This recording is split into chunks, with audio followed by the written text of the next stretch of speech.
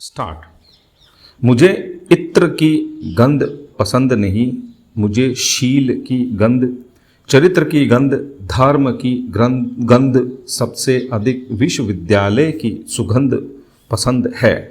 ऐसा कहना था भारतीय शिक्षा क्रांति के अग्रदूत महामना मदन मोहन मालवीय जी का।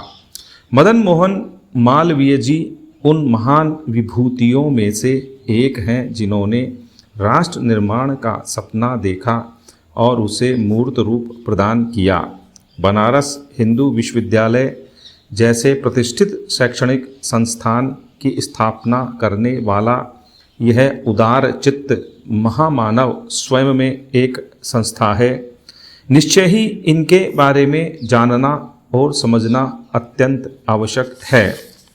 बहुआयामी व्यक्तित्व के धनी पंडित मदन मोहन मालवीय का जन्म 25 दिसंबर 1861 को इलाहाबाद प्रयाग में हुआ था। इनके पिता का नाम पंडित ब्रजनाथ और माता का नाम श्रीमती भूना देवी था। मूल रूप से इनके पूर्वज मालवा प्रांत के निवासी थे, इसीलिए इन्हें मालवीय कहा जाता था। एक धार्मिक परिवार में पले बढ़े मदन मोहन मालवीय को धार्मिक संस्कार विरासत में मिले थे। अपने पिता और दादा की तरह मालवीय जी भी धार्मिक प्रचार करने के इच्छुक थे, परंतु परिस्थितियों के दबाव के चलते उन्हें अध्यापन में आना पड़ा। परंतु धार्मिक संस्कारों ने इनके भावी व्यक्तित्व को प्रभावित अवश्य किया। मैट्रिक की परीक्षा उत्तीर्ण करने के बाद इन्होंने कलकत्ता विश्वविद्यालय से स्नातक की उपाधि प्राप्त की और इसके बाद इलाहाबाद में आकर विद्यालय में अध्यापन करना प्रारंभ कर दिया। अपने व्यवहार और पढ़ाने की विशेष शैली के कारण मालवीय जी अपने विद्यार्थियों के बीच काफ़ी लोकप्रिय थे। लेकिन असाधारण प्रतिभा के धनी पंडित मदन मोहन मालवीय जी का कार्यक्षेत्र केवल अध्ययन अध्यापन तक सीमित नहीं था। वह राजनीति में भी सक्रिय भूमिका निभाना चाहते थे और इसकी शुरुआत हुई 1886 ईस्वी में, जब उन्हें अपने गुरु आदित्य राम भट्टाचार्य के साथ कांग्रेस के कलकत्ता अधिवेशन में भाग लेने का मौका मिला।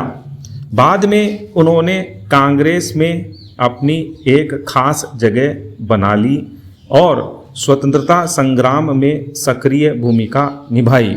महामना 4 बार कांग्रेस के अध्यक्ष क्रमशः वर्ष 1909, 1918, 1932 तथा 1933 में रहे। मालवीय जी ने कांग्रेस के नरम दल और गरम दल के बीच एक जोड़ने वाली कड़ी के रूप में कार्य करते हुए राजनीतिक स्तर पर अत्यंत महत्वपूर्ण भूमिका अदा की और स्वतंत्रता संग्राम के पथ प्रदर्शक बने।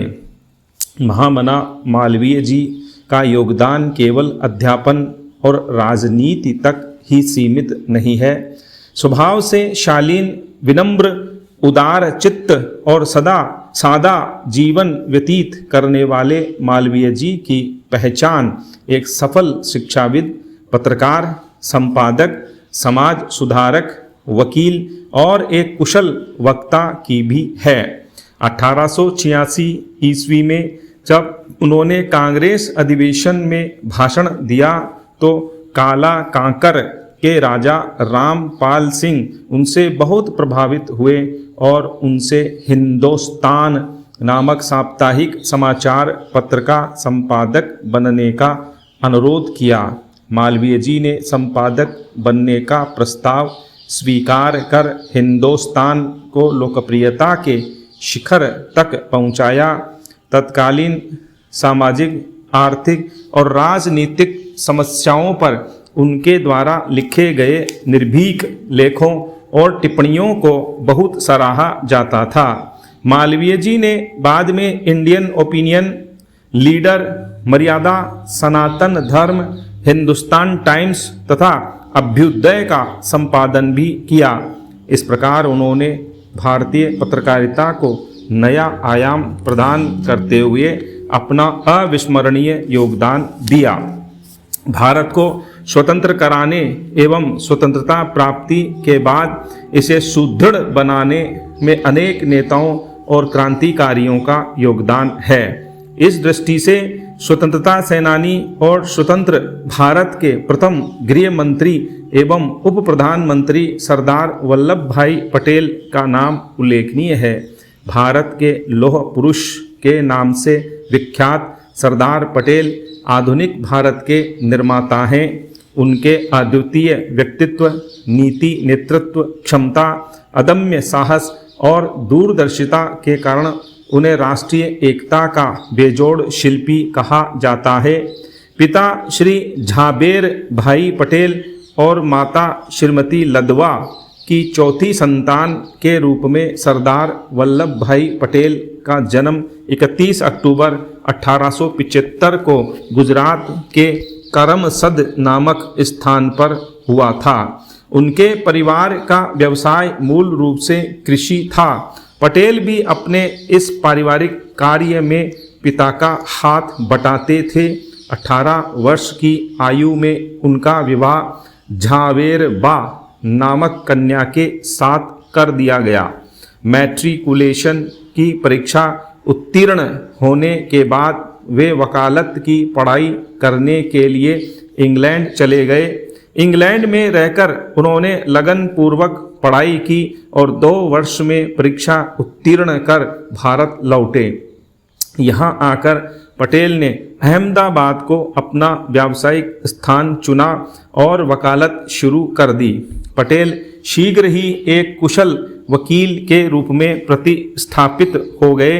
वकालत के दौरान उन्होंने कई बार ऐसे मामलों की भी पैरवी की जिन्हें अन्य लोग पहले ही हारा हुआ मानते थे।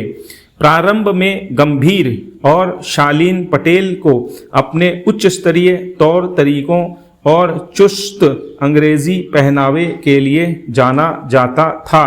वह प्रायः भारत की राजनीतिक गतिविधियों के प्रति उदासीन रहते थे, लेकिन वर्ष 1917 में अपने समकालीन मोहनदास करमचंद गांधी के संपर्क में आने के बाद उनके जीवन की दिशा ही बदल गई।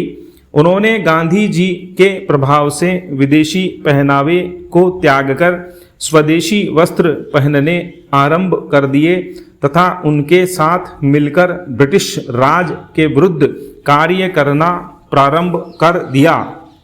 राष्ट्रीय स्तर पर उन्हें एक नेता के रूप में पहचान तब मिली जब उन्होंने वर्ष 1918 में गुजरात के खेड़ा जिले के किसानों और काश्तकारों का नेतृत्व किया।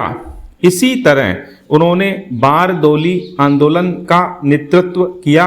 बाद में सरकार को पटेल की मांगों को मानते हुए सालाना लगान माफ करना पड़ा।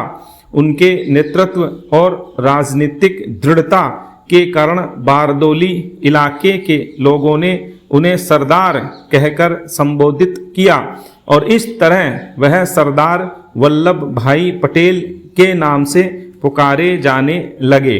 गांधी जी के प्रति पटेल जी की अटूट श्रद्धा थी और वह भी गांधी जी की तरह अहिंसा के द्वारा ही स्वतंत्रता प्राप्ति के पक्षधर थे। गांधी जी के सभी आंदोलनों में पटेल ने अपना पूरा सहयोग दिया। पटेल जी को नीतिगत रूप से कठोर माना जाता था और इसीलिए अंग्रेज उन्हें अपना शक्तिशाली शत्रु मानते थे।